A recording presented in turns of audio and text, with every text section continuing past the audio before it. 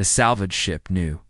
Soul drifted through the dark void of space like a metal whale searching for scraps. Captain Li Wu-jin sat in his worn command chair, watching the scanner display show nothing but empty space and floating debris. 3 days of searching through this graveyard of ships had given them almost nothing worth selling. "Captain, we should head back," said Park So-young from the engineering station. Her fingers danced over the control panel as she checked their fuel levels again. "We barely have enough power cells to make it to the next station." Wu-jin rubbed his tired eyes. So-young was right, as usual. The engineer had been with him for 5 years, ever since they started this salvage business together. She knew their ship better than anyone and never wasted words on false hope. "Just one more sweep," Wu-jin said. "Something big went down here. Look at all this wreckage. There has to be something valuable floating around." Kim Ta-ho looked up. From his medical station in the corner, a young medic had joined their crew only 6 months ago. Fresh from the medical academy on Earth, he still jumped at every strange noise the old ship made. "What kind of battle do you think happened here?" Tae-ho asked, staring out the window at the twisted metal drifting past them. So Da-hyung pulled up. "The long-range scans on the main screen looks like it was between 2 fleets. See those burn patterns? On the hull, fragments, plasma weapons, military-grade stuff?" Wu-jin nodded. Military battles meant expensive equipment.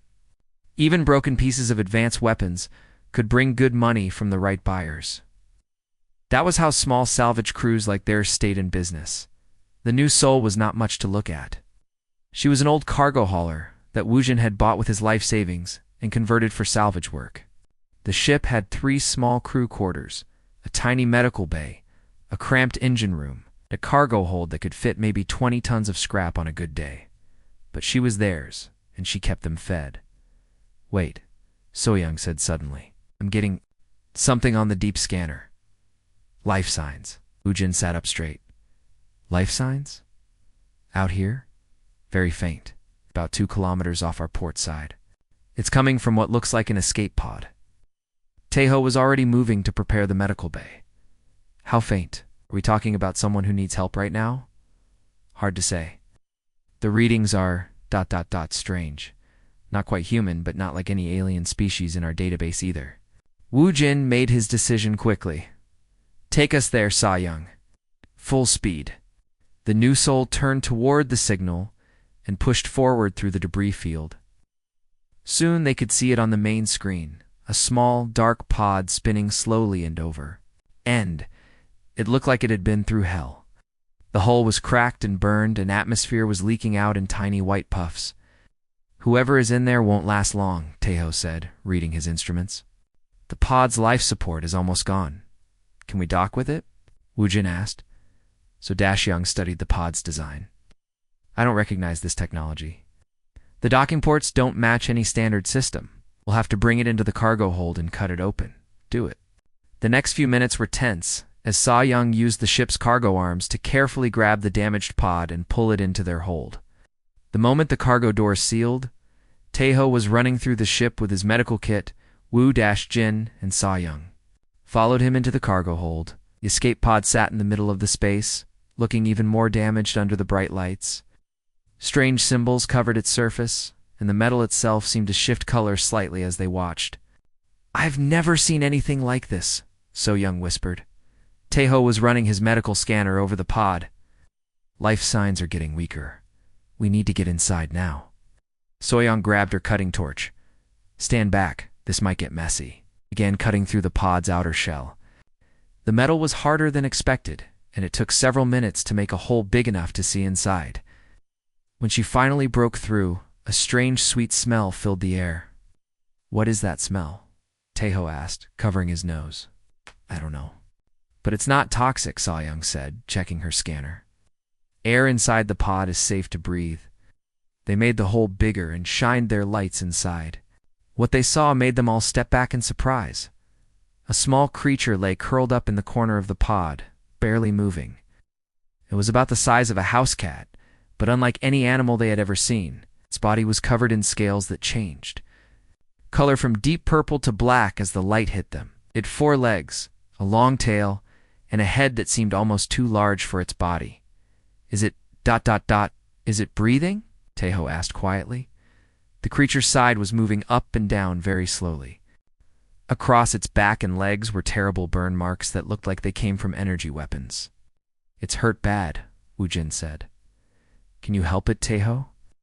The medic was already reaching for the creature, then stopped. Captain, we don't know what. This thing is... It could be dangerous. It could be carrying diseases that could kill us all. So-young was scanning the creature with her equipment.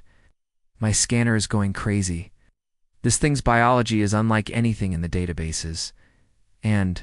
double quotes. She paused, looking worried. Captain, you need to see this. She showed him her scanner display. In red letters across the screen were the words, Cosmic Threat Level Red. What does that mean? Wujin asked. It means this species is classified as capable of destroying entire planets, So-young said quietly.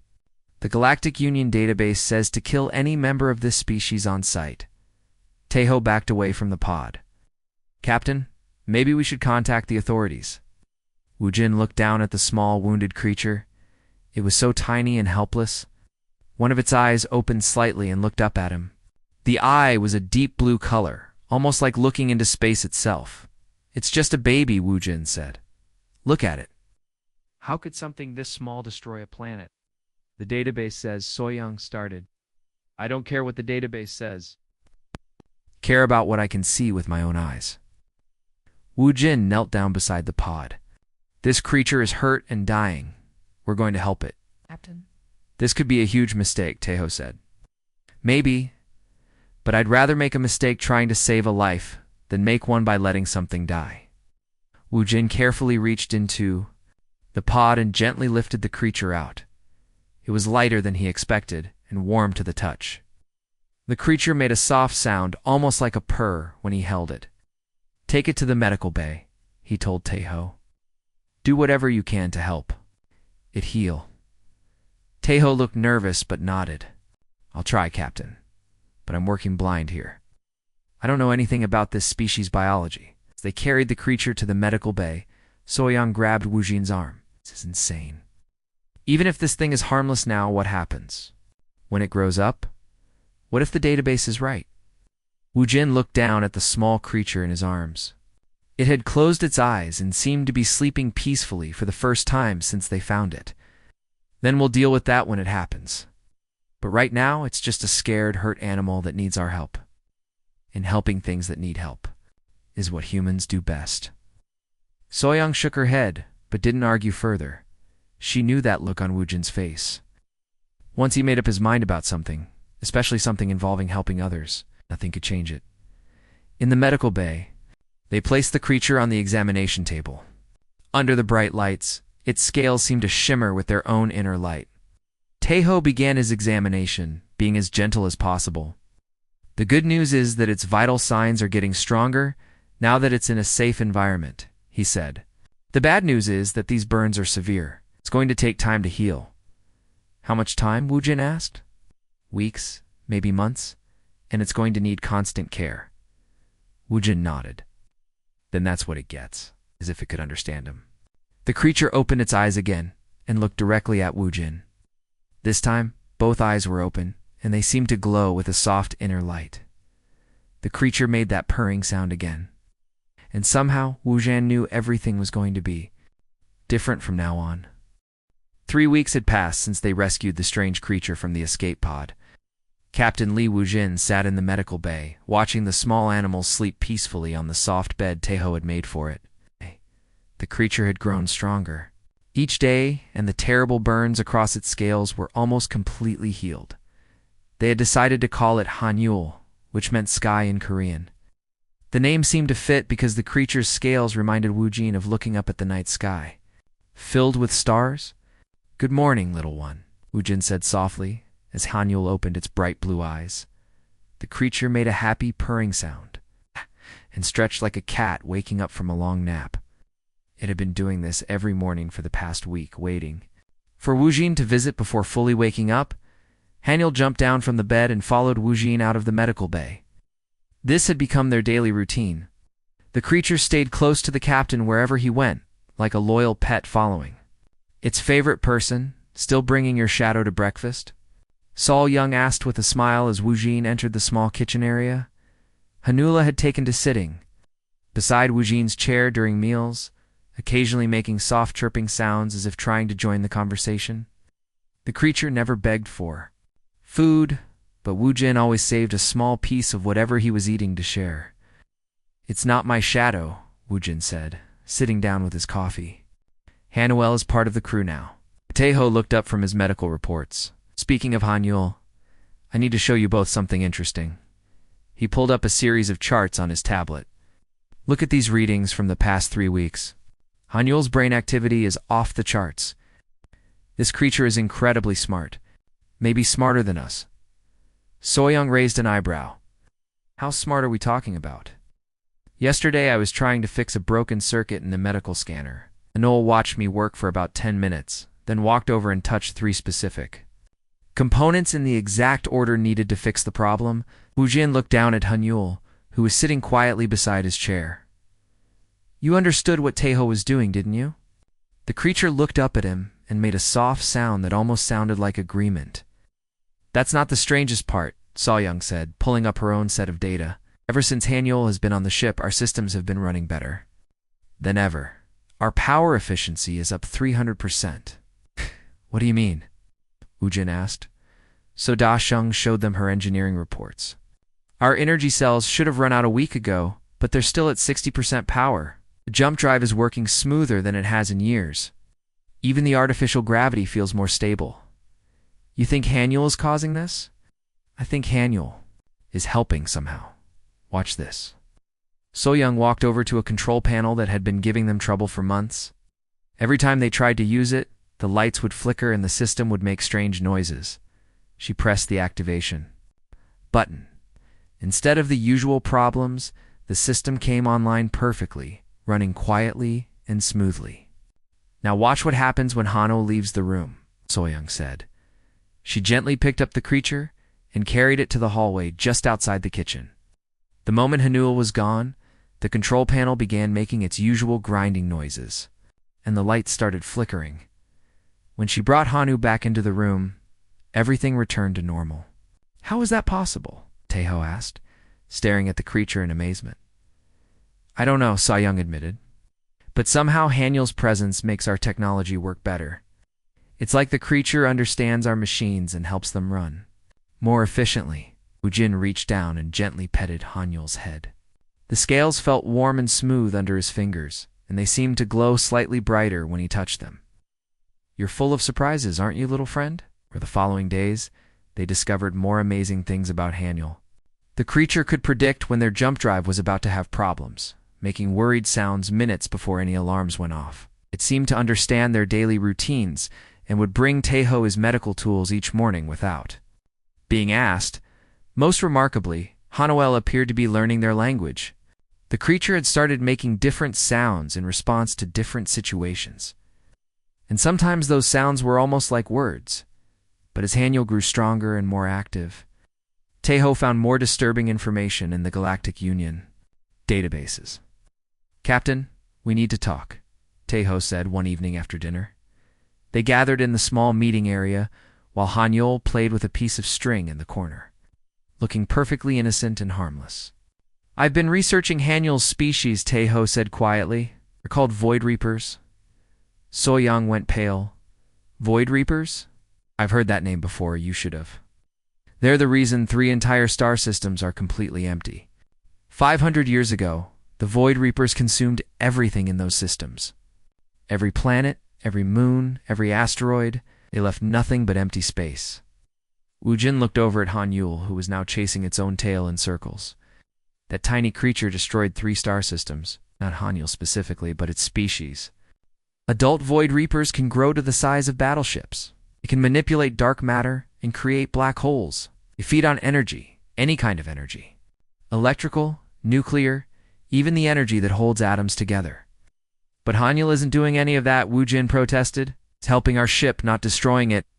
"That's what worries me," Taeho said. "According to these records, young Void Reapers are completely different from adults. They're curious, playful, and bond strongly with other creatures. But when they reached maturity, he didn't need to finish the sentence. They all understood what he was saying.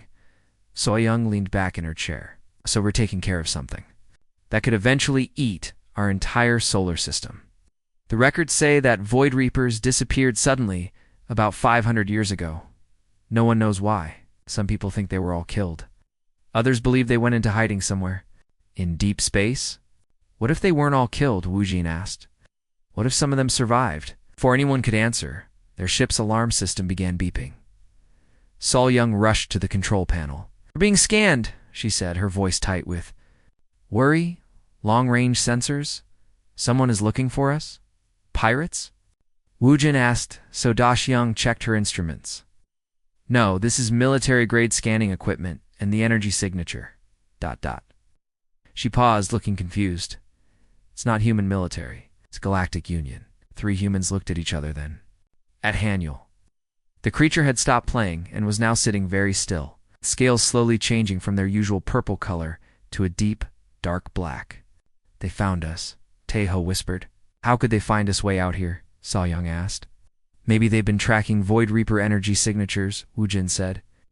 If Haniel has been helping our ship, maybe that energy has been sending out signals we can't detect. Haniel made a low, worried sound and moved closer to Wu Jin's chair. The creature seemed to understand that something was wrong. Captain, we need to decide what we're going to do, So-young said. If the Galactic Union finds a Void Reaper on our ship, they'll destroy us without asking questions. We could try. To run, Taeho suggested. Run where? This is a salvage ship, not a racing vessel. Any military ship could catch us easily. Wu Jin looked down at Haniel, who was looking back up at him with those intelligent blue eyes. The creature was scared. He could see it in the way its scales had darkened and how it pressed closer to his legs. We're not giving up, Haniel, he said firmly. This creature saved our ship and became part of our family. Family doesn't abandon family, even if it means we might all die, So-young asked. Even then. The scanning continued for several more minutes, then suddenly stopped. But instead of relief, the silence felt even more dangerous. Are they gone? Taeho asked hopefully. So-young checked her instruments and shook her head. No, they're still out there. They're just not scanning anymore. Why would they stop? Because they found what they were looking for. As if to prove her point, their communication system crackled to life. A cold, mechanical voice filled the ship. Human Vessel New Soul. This is Commander Velter of the Galactic Union Enforcement Fleet. You are harboring a cosmic threat-level red entity. Surrender the creature immediately or be destroyed. Wu Jin reached down and picked up Haniel, holding the small creature protectively in his arms. Haniel snuggled against his chest, making soft, frightened sounds. So much for having more time. To figure this out, So-young said grimly. What do we do now, Captain? Taeho asked. Wu Jin looked at his crew, then down at the frightened creature in his arms. Haniel had brought nothing but good things to their ship and their lives. It had made their technology work better, had shown them intelligence and affection, and had never hurt anyone. The idea of handing it over to people who wanted to kill it made him sick. We do what humans do best, he said quietly. We protect our family, no matter what the cost. Outside their ship, hidden in the darkness of space, 3 massive Union warships moved into attack position. Commander Veltar's voice echoed through the new soul like a death sentence. The alien's words were cold and final, leaving no room for discussion or mercy. You have 30 seconds to comply, human vessel. Surrender the Void Reaper or face immediate destruction. Captain Li Wu Jin held Haniel closer to his chest. The small creature was trembling, its scales shifting rapidly between black and purple. It seemed to sense the danger around them. So-young, can we outrun them? Wu Jin asked quietly. Park So-young was already at her engineering station, fingers flying over the controls. Not a chance, Captain. I'm reading 3 Union battle cruisers. Out there, each one is 10 times faster than we are. Kim Taeho was checking his medical supplies, preparing for the worst.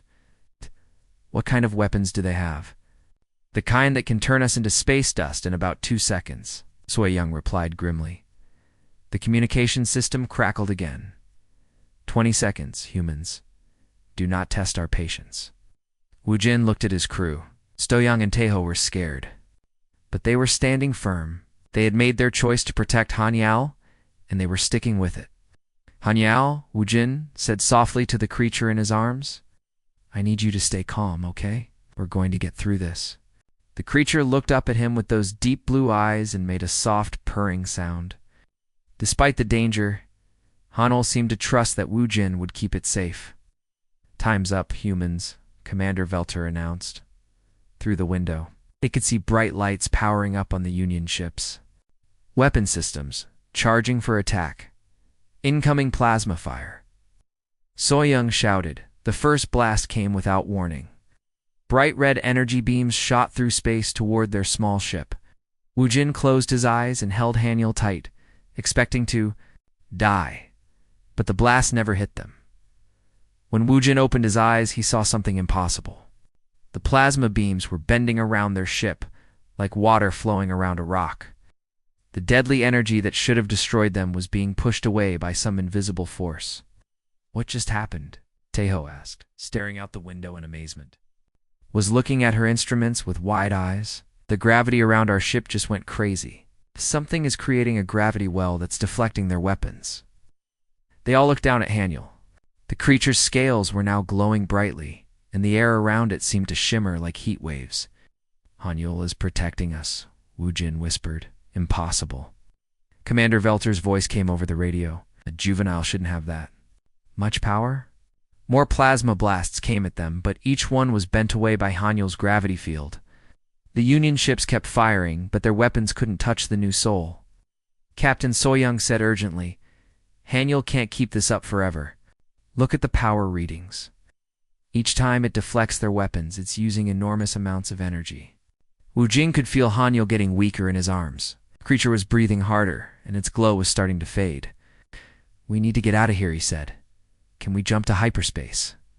Not with 3 Union ships jamming our jump drive. Soyoung replied. Wait. ... Unless. She looked at Hanyul, then at her engineering controls. Captain, remember how Hanyul has been making our systems work better? What if we let it help with the jump drive? Is that safe? Nothing about this. The situation is safe, but it might be our only chance. Wu Jin made the decision quickly. Do it. Soyoung began the jump sequence while Hanyul continued deflecting plasma fire. The creature seemed to understand what they needed because suddenly the jump drive began working like never before. Jump drive at 400% efficiency, Soyoung reported.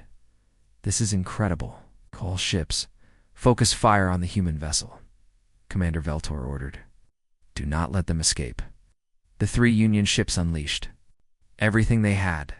Dozens of plasma beams, missile attacks, and energy torpedoes filled the space around the new soul. But Hanyul's gravity field protected them from every attack. Jump drive ready, Soyoung announced. Do it, Wu Jin ordered. Space twisted around them as they entered hyperspace. One moment they were surrounded by enemy ships and deadly weapons. The next, they were alone in the strange blue tunnel of faster-than-light travel. Ha! Nell collapsed in Wu Jin's arms, completely exhausted. The creature's glow faded to almost nothing, and its breathing was shallow and quick. Is it okay? Taeho asked, reaching for his medical scanner. Just tired, Wu Jin said, gently stroking Hanyul's scales. It saved all of us. Where are we? Going, Taeho asked Soyoung. As far away from here as possible. But Captain, we have a bigger problem. Commander Velter said something strange back there. He called Hanyul a juvenile, and seemed surprised it had so much power. What does that mean? Soyoung pulled up more information on her computer. I've been researching Void Reapers while you two were taking care of Hanyul. Listen to this. Void Reapers are not just dangerous animals. They have a complex society with leaders and families. Families. The most powerful Void Reapers are called Empresses. They rule over entire groups of their species. And according to these old records, the last known Void Reaper Empress was named Nyxaria. Taeho looked confused. What does that have to do with Hanyul? Think about it. He found Hanyul in an escape pod from a destroyed battleship. What if that wasn't just any ship? What if it was a ship carrying someone very important? The meaning of her words sank in slowly. Looked down at the small creature sleeping in his arms. You think Haniel is related to this Empress Nyxeria? I think Haniel might be her child. The hyperspace tunnel around them flickered, and Saul Young quickly checked their navigation systems. We're coming out of hyperspace, she announced, taking us to the outer rim. There are some old mining stations out there where we can hide and figure out what to do next. They dropped back into normal space near a small dead solar system. Ancient mining equipment floated between the planets, like metal bones in a graveyard. This should hide us from their scanners, So Young said, at least for a while. How long do we have? Wu Jin asked. Maybe a few days. The Union will send more ships to search for us. And if Haniel really is the Empress's child, they'll never stop hunting us. Haniel stirred in Wu Jin's arms and opened its eyes. The creature looked around at the new surroundings, then up at Wu Jin's face. It made a soft questioning sound. We're safe for now, little one, Wu Jin said gently. But we need to find your real family, Captain Tejo said quietly. What?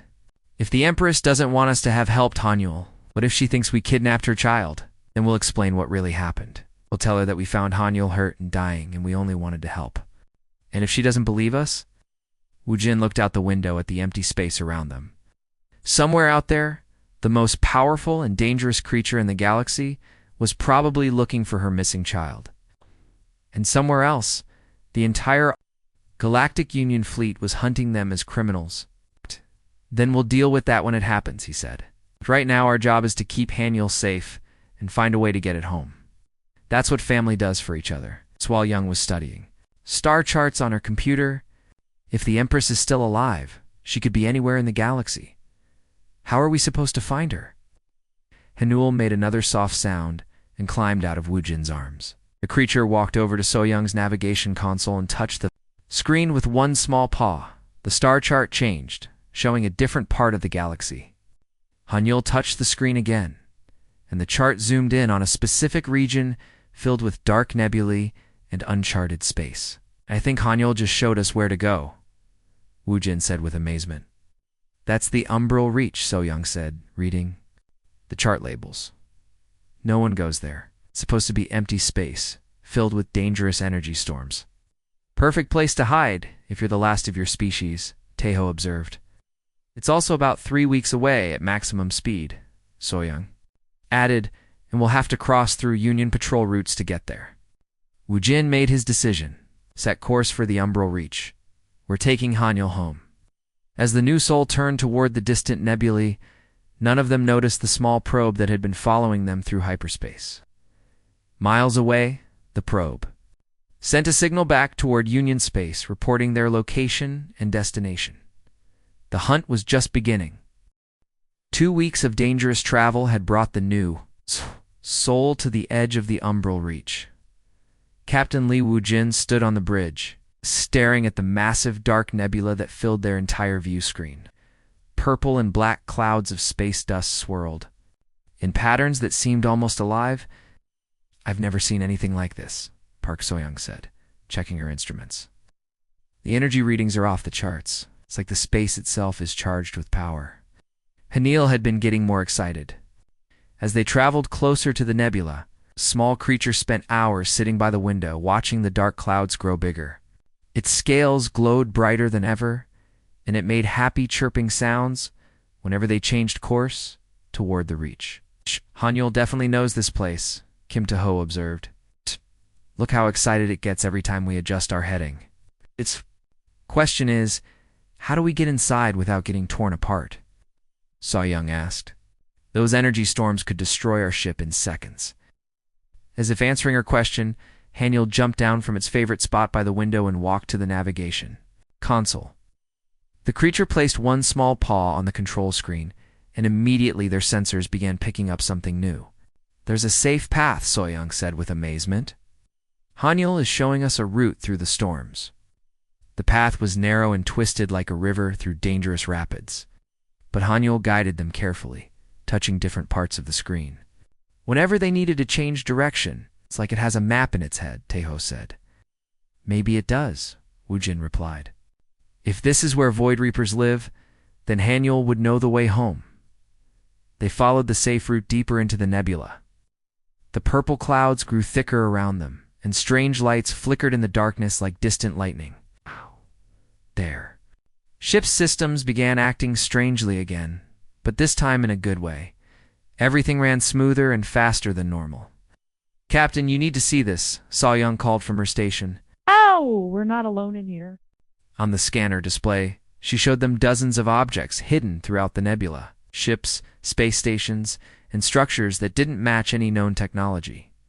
"Are they dangerous?" Woo-Jin asked. "I don't think so. They're not powering weapons or sending hostile signals. They're just ... watching us." One of the objects began moving toward them. As it got closer, they could see it was a ship unlike anything in their databases.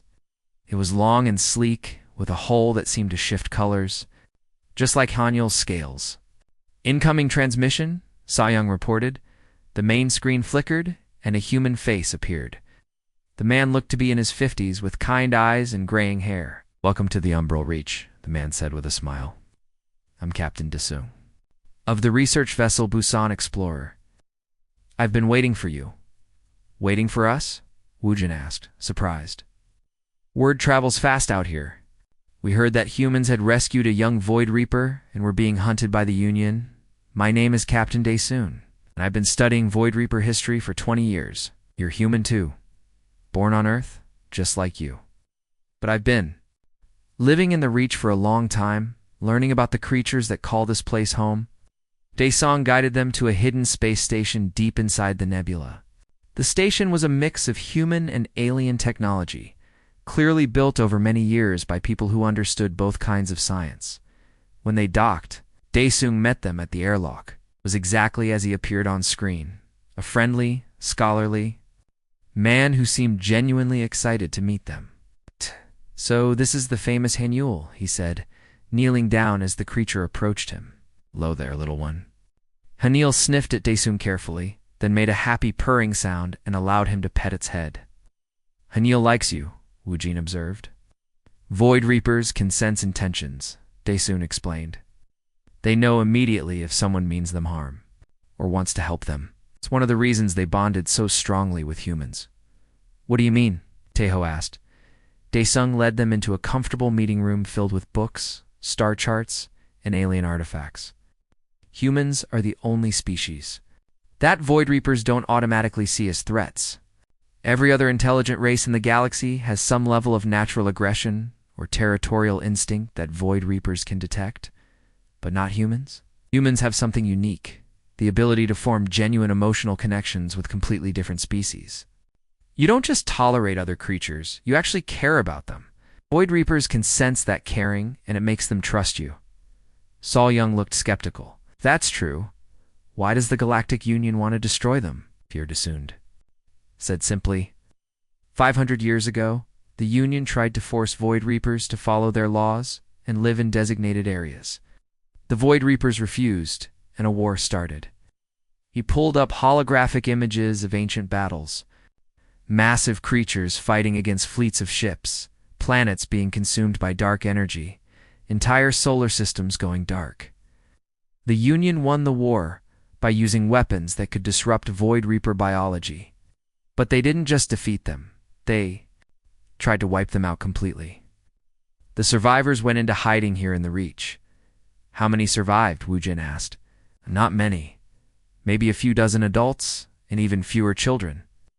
The Empress Nixaria is their leader, and she's been protecting what's left of her people ever since." Haniel made an excited chirping sound at the mention of Nixaria's name. "Can you take us to her?" Woo-Jin asked. Daesung's expression grew serious. "That's not my decision to make. The Empress decides who she meets and when, but I can send a message that you're here. How long will that take?" "With Void Reapers, time works differently.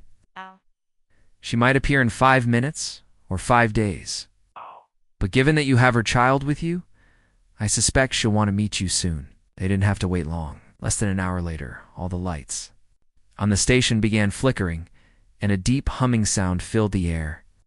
"She's coming," Daesung said quietly, through the station's main window. they saw something incredible approaching through the purple clouds. It was enormous, easily the size of a small battleship, but it moved with the grace of a living creature. Empress Nyxeria was magnificent. Her scales were the same purple and black as Haniel's, but they seemed to contain entire galaxies of swirling light. She had the same general shape as Haniel, but grown to an enormous size and radiating power that made the space around her bend and twist. The Empress stopped just outside the station and waited. She wants to see Haniel, Daesun explained. She's being careful. She doesn't know if you're really friends or if this is some kind of trap. Woo-jin picked up Haniel and walked to the window. The moment the Empress saw her child, her massive head moved closer to the glass. Her eyes the same deep blue as Haniel's, but each one larger than their entire ship. Focused on the small creature, Haniel pressed itself against the window and made excited chirping sounds. The Empress responded with a deep, musical sound that seemed to come from everywhere at once. "She's happy," Daesung said with a smile, "and she's grateful to you for taking care of her child." "Can we talk to her?" Woo-jin asked. "Void Reapers don't communicate the same way we do, but she can share memories and emotions directly. If you're willing to let her into your mind, she can see everything that happened." Woo-jin looked at his crew. "What do you think?" "It's risky," Taeho said. "We don't know what letting a creature that powerful into our thoughts might do, but it's the only way to show her that we're telling the truth," Saw Young added. Woo-jin made his decision. "Tell her I'm willing." Daesung spoke in a strange language that sounded like music mixed with the sound of wind through trees. The Empress responded in the same musical language. She says she will be gentle, hold Haniel close, and try to stay calm. Woo-jin held Haniel against his chest and closed his eyes. For a moment nothing happened. Then he felt something warm and vast touching his mind. The Empress was there, moving carefully through his memories like someone walking through a garden, trying not to damage anything. She saw the moment they found Haniel's escape pod. The decision to help, despite the danger, the weeks of caring for the injured creature, and the choice to risk everything to bring Haniel home. When she was finished, Woo-jin opened his eyes and found himself looking directly into the Empress's enormous gaze. In those ancient blue eyes, he saw wisdom, sadness, something that surprised him, respect. The Empress spoke in her musical language, and Daesung translated. She says that in all her centuries of life, she has never met beings as brave and kind as you three. She is in your debt. We don't want anything in return, Woo-jin said. We just wanted to bring Haniel home safely. The Empress responded to Daesung's translation with what sounded almost like laughter. She says that's exactly why you deserve a reward. But first, she has a warning for you. The Union has found your trail. A large fleet is on its way to the Reach, and they have a weapon that could destroy this entire nebula. Through the window, they could see the Empress's expression change to one of grim determination. She says the time for hiding is over. If the Union wants to finish what they started 500 years ago, then it's time for the last Void Reapers to make their final stand. The warning came 3 days after their meeting with Empress Nyxeria. Captain Lee Woo-jin was in the research station's main lab, watching Haniel play with some of Captain Daesung's equipment, when all the alarms started screaming at once. Multiple ships dropping out of hyperspace. Saw Young called from the sensor station. It's a massive fleet. Through the station's windows, they could see bright flashes of light as dozens of ships appeared at the edge of the Umbrella Reach. Even from this distance, the fleet looked enormous. How many ships? Woo-jin asked. Park So-young was scanning frantically. At least 50 battle cruisers, plus support ships. Captain, this isn't just a hunting party. This is an invasion force. Captain Daesung was already at his communication. Equipment sending urgent messages deeper into the nebula. I'm warning the other survivors. Everyone needs to get to the emergency shelters. Kim Taeho picked up Haniel, who was making worried chirping sounds. The creature's scales had turned completely black, and it was pressing close to Taeho for comfort. Can the Empress fight that many ships? Woo-jin asked. There are only 12 adult Void Reapers left alive, Daesun replied grimly. Even with their power, they can't face an entire Union fleet. A new voice came over the communication system, cold and familiar. "This is Admiral Han Sora of the Human Colonial Defense Force. Captain Wu Jin, I know you're in there. Please respond." Wu Jin was shocked. Admiral Sora had been his commanding officer years ago, back when he served in the Earth military. "That's Admiral Sora," he told the others. "She was my boss when I was in the service," answered her Daesung. Urged, "Maybe she's here to help." Wu Jin activated the communication system. "Admiral Sora, this is Captain Wu Jin. It's been a long time. Too long, Captain. I wish I was calling under better circumstances. I'm here with orders from Earth Command and the Galactic Union. You need to surrender the Void Reaper immediately." "I can't do that, Admiral. Hanuel is under our protection." There was a pause, then Sora's voice returned, sounding tired and sad. "Wu Jin, I know you think you're doing the right thing. I know you've always been the type to help creatures that needed help. But this is bigger than one small alien. The Union has built a new weapon specifically designed to destroy Void Reapers." "What kind of weapon?" "You call it a reality disruptor? It can collapse the fabric of space itself. If they use it here, it won't just kill the Void Reapers. It will destroy this entire nebula and everything in it." Saw Young went pale. "They're willing to commit genocide to kill the last Void Reapers." "Union considers them too dangerous to exist," Sora continued. "But I've been authorized to offer you a choice. Surrender the young Void Reaper and leave the nebula immediately. You'll be pardoned for harboring a dangerous creature, and you can return to Earth safely. And if we refuse, then I'm under orders to let the Union use their weapon. Everyone in the Reach will die, the Void Reapers, the human researchers, everyone." Wu Jin looked at his crew and at Hanuel, who was listening to every word with those intelligent blue eyes. "How long do we have to decide?" 1 hour. "I'm sorry, Wu Jin. I really am." The communication ended, leaving them in tense silence. Captain Tejo said quietly, "Maybe we should consider it. If staying here means everyone dies, ... "No," Wu Jin said firmly. "We're not abandoning Hanuel and its family. There has to be another way." Daesung was studying readings from deep inside the nebula. "The other Void Reapers are gathering around the Empress. They're preparing for battle. Can they win? Against normal weapons? Yes. But this reality disruptor, I've never heard of anything like it." Saw-Young had been quietly working at her computer station. "Captain, I think I know what the Union is really afraid of." She pulled up her research on the main screen. "I've been studying the old records of the Void Reaper War. The Union didn't win because their weapons were better. They won because the Void Reapers were fighting to protect something." "What do you mean? Look at this." Every major battle happened near star systems where Void Reapers were trying to save planets from collapsing. They weren't trying to destroy those worlds. They were trying to keep them stable. Daesung stared at the data. "That's impossible. Official records say Void Reapers consumed 3 entire star systems. The official records are wrong. Look at these energy readings from 500 years ago. The star systems weren't consumed, they were collapsing on their own. Dark energy buildups that would have created massive black holes, and the Void Reapers were trying to stop it. They were absorbing the excess dark energy to prevent the collapse. The Union saw them feeding on energy and assumed they were destroying the systems, but they were actually saving them. The implications hit everyone at once. The Galactic Union had spent 500 years hunting creatures that were actually trying to protect the galaxy. "We have to tell Admiral Sora," Wu Jin said. "She won't believe us," Tejo replied.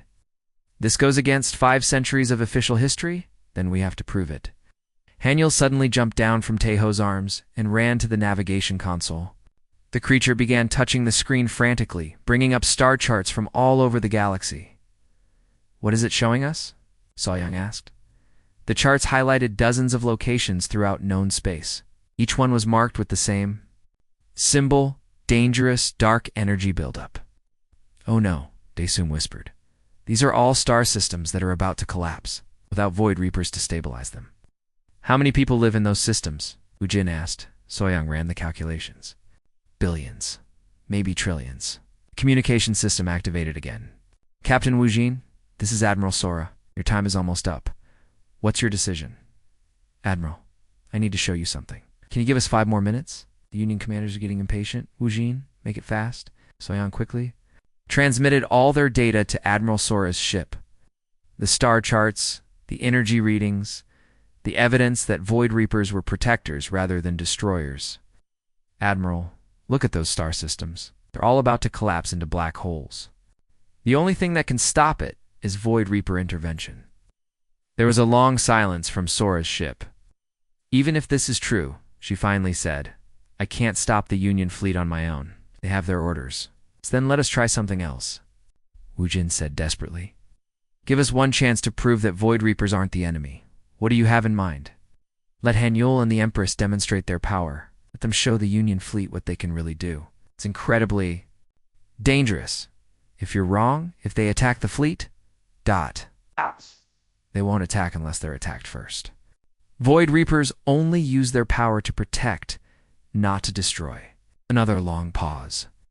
I can try to convince the Union commanders to watch your demonstration, but if anything goes wrong, if even one Union ship is damaged, they'll fire the reality. Disruptor immediately. Understood, Admiral, and thank you. Wu Jin turned to his crew. Are we sure about this? No, Soyoung admitted, but it's the only chance we have. Taeho nodded. If we're wrong, everyone dies anyway. At least this way, there's hope. Hanuel looked up at Wu Jin and made a confident chirping sound, as if it understood exactly what they were planning. All right then, Wu Jin said. Let's show the galaxy what Void Reapers can really do. Outside the station, Empress Nixaria and the other surviving Void Reapers began gathering in formation. Their scales glowed brighter than stars as they prepared to demonstrate the truth about their species to a galaxy that had hunted them for 500 years. In the distance, the Union fleet powered up their weapons and waited to see if they would witness salvation or destruction. The demonstration began at exactly noon, station time. Captain Li Wujin stood at the observation window with Hanyul in his arms, watching as Empress Nixaria and 11 other adult Void Reapers arranged themselves in a perfect circle around the research station. All Union ships, this is Admiral Han Sora, came the voice over the communication system. Hold your fire and observe. Do not engage unless directly attacked. Captain Daesung was monitoring energy readings from his instruments. The Void Reapers are synchronizing their power frequencies. I've never seen anything like this before. Park So-young was tracking the Union fleet's positions. 53 ships in attack formation. Their reality disruptor is charging, but not at full power yet. How long do we have? Wu Jin asked. If this demonstration doesn't work, maybe 10 minutes before they decide to fire. Hanyul made a soft musical sound and pressed closer to Wu Jin's chest. The small creature's scales were glowing brighter than ever, and Wu Jin could feel a warm, tingling sensation wherever Hanyul touched him. It's starting, Kim Taeho announced. Outside the station, Empress Nixaria began to glow with an inner light that seemed to contain entire galaxies. The other adult Void Reapers followed her lead, their scales shifting through colors that had no names in any human language. Then something incredible happened. Instead of attacking or destroying anything, the Void Reapers began working together to create something beautiful. Their combined energy formed streams of light that reached out across space, connecting to distant star systems that were shown on the navigation displays. They're linking to the unstable systems, Soyoung said with wonder. All those star systems that are about to collapse, the Void Reapers are connecting to them. On the main display, they could see what was happening across the galaxy. In dozens of different locations, stars that had been growing dangerously unstable suddenly became calm and steady. Planets that were being torn apart by gravitational chaos settled into peaceful orbits. They're not destroying anything, Daesung whispered. They're fixing it. They're healing the galaxy. The demonstration was more powerful than anyone had expected. The Void Reapers weren't just stopping the collapse of a few star systems. They were stabilizing dark energy patterns across multiple sectors of space. Captain Wu Jin, Admiral Sora's voice, came over the radio. Our science teams are confirming what we're seeing. The Void Reapers are preventing what would have been the largest cosmic disaster in recorded history. Are the Union commanders convinced? Wu Jin asked. There was a pause. Then a different voice came on the line. cold and mechanical. This is Union Commander Velter. Your demonstration proves nothing. These creatures are still too dangerous to be allowed to live. Commander Admiral, Sora interrupted. They just saved billions of lives. How can you still want to destroy them? 'Cause this could be a trick. They could turn their power against us at any moment. I am ordering the reality disruptor to fire in 60 seconds. Belay that order, Admiral Sora commanded. I am the senior officer here. You are human, Commander Velta replied coldly. Your judgment is compromised by your emotional attachment to these creatures. All Union ships prepare to fire on my command.